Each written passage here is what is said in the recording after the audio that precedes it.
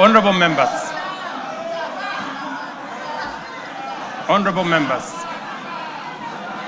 estimates indicate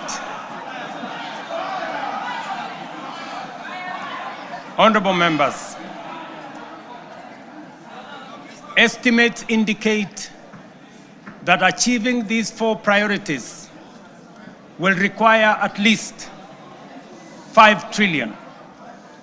This is undeniably a large sum.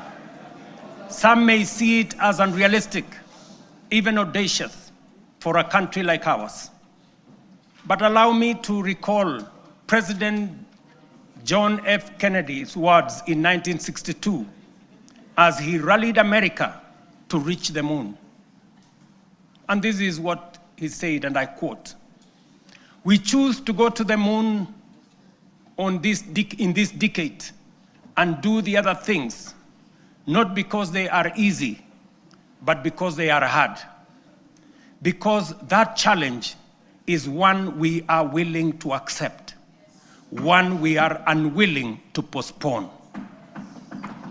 These 4 projects are our national imperatives, commitments we must embrace without hesitation, not because they are easy, not because they are cheap, but because they are absolutely necessary, because they are worthy of our time. This is the assignment of our generation. This is the purpose for this administration and this parliament, the 13th parliament. And this is the moment we must rise up to. Which brings us to the next question. Given our fiscal constraints, how shall we finance these transformative projects and do so sustainably? The answer, ladies and gentlemen, lies in 2 key financing vehicles: the National Infrastructure Fund and the Sovereign Wealth Fund. As noted earlier, our development ambitions require sustained, large-scale investment in education, in roads, in energy, water systems, logistics, transport, and digital network. Yet, our fiscal space is narrow. We cannot continue funding essential infrastructure through unsustainable borrowing and burdening taxpayers with additional taxes. But neither can we afford to postpone these imperatives without risking our future. There is need to be innovative in the use of our national revenues, or the national revenues at our disposal.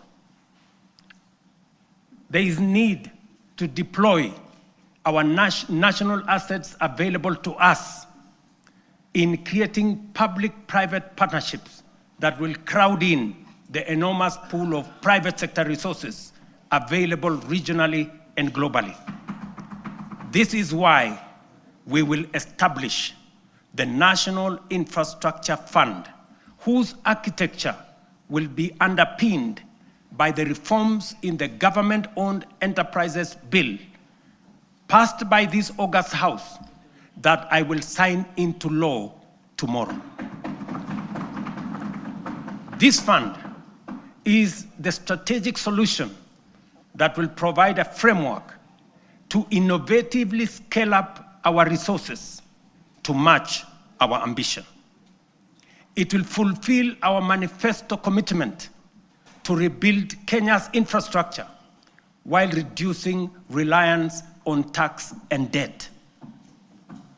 We will do this by using budgeted resources prudently and introducing a financing architecture that leverages capital markets, diversifies ownership through unlocking of national assets through privatization, and use PPP frameworks to channel private capital into public priorities. For decades, Kenya has privatized major public assets from Kenya Airways to Kengen, from Kenya Re to Safaricom.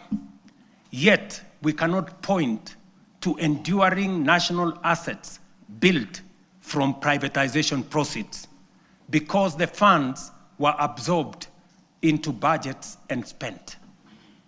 The National Infrastructure Fund will break this cycle. All proceeds from privatization will be ring-fenced, preserved, and reinvested into new infrastructure and wealth-creating assets. When ownership shifts to the private sector for efficiency, the benefits to the public will not diminish, they will multiply. For every shilling invested from privatization proceeds, we aim to attract 10 shillings from long-term investors drawn from pension funds, sovereign partners, private equity, and development finance institutions. This multiplier will allow us to build critical infrastructure without adding to tax or debt burden. This model is proven. Australia's Future Fund, Singapore's Temasek, and UAE's Mubadala demonstrate that commercially run public investment funds can grow national wealth and deliver transformative infrastructure. The National Infrastructure Fund is therefore more than a financing tool. It is a generational strategy, preserving value, mobilizing capital, accelerating delivery, and ensuring Kenya becomes stronger, wealthier, and more competitive. Ladies and gentlemen, honorable members, our Constitution under Article 201C stipulates that the burdens and benefits of the use of resources and public borrowing shall be shared equitably between present and future generations. In essence, when we use natural resources or borrow, we must ensure future generations are not left poorer. That is why, alongside the National Infrastructure Fund, we will establish the Sovereign Wealth Fund to give full effect to the constitutional principle of intergenerational equity. A portion of all royalties from natural